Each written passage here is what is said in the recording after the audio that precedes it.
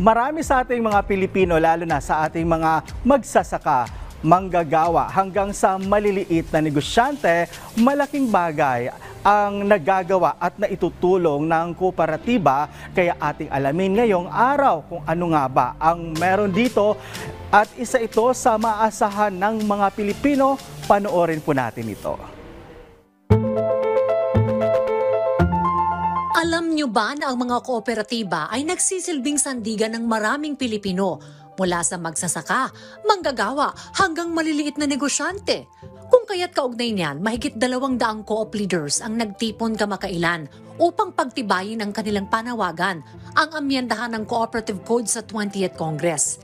Yung gathering na ito ngayon ay manifestasyon ng pagsasama-sama ng mga micro, small, medium, and large cooperatives para pag-usapan ang mga issues, concerns, para makagawa ng mga rekomendasyon na ihahapag namin sa mga executive, mga national government agencies at sa ating mga legislators. Ginanap ang press conference sa isang kilalang hotel sa Parañaque. Pinangunahan ito ng Philippine Chamber of Cooperatives Incorporated kasama ang Board of Trustees at Governors ng Regional Cooperative Chambers. Layunin ng panukalang pag-amyenda na maging mas responsive ang Co-op Code sa pangangailangan ng panahon katuwang ang ating gobyerno. We were able to come up with a partnership agreement with the National Anti-Poverty Commission na basically para ho pag-usapan at ano yung mga programa na pwedeng pagtulungan ng pamahalaan at ng mga cooperatives para labanan ng kahirapan.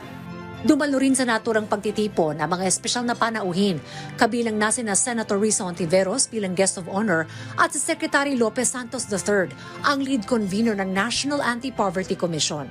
Well, hinihikayat po natin ang ating mga kababayan na lumahok sa mga kilusan ng kooperatiba at maging bahagi ng pag-unlad. Lalo na yung ating mga kababayang mahirap, maasahan po natin ang ating mga kooperatiba, ang inyong paglahok, ang inyong partisipasyon at ang inyong puhunan sa kooperatiba ay maaaring mag-angat ng ating kabuhayan. Sa temang Our Co-op, Our Voice, pinatunayan ng mga lider na ang pagkakaisa ng higit 200 kooperatiba ay makapangyarihan. Sa pagbubukas ng Kongreso, umaasa silang maririnig at maisusulong ang kanilang panawagan, isang hakbang tungo sa mas matatag na sektor ng kooperatiba at mas maunlad na kinabukasan para sa bawat Pilipino.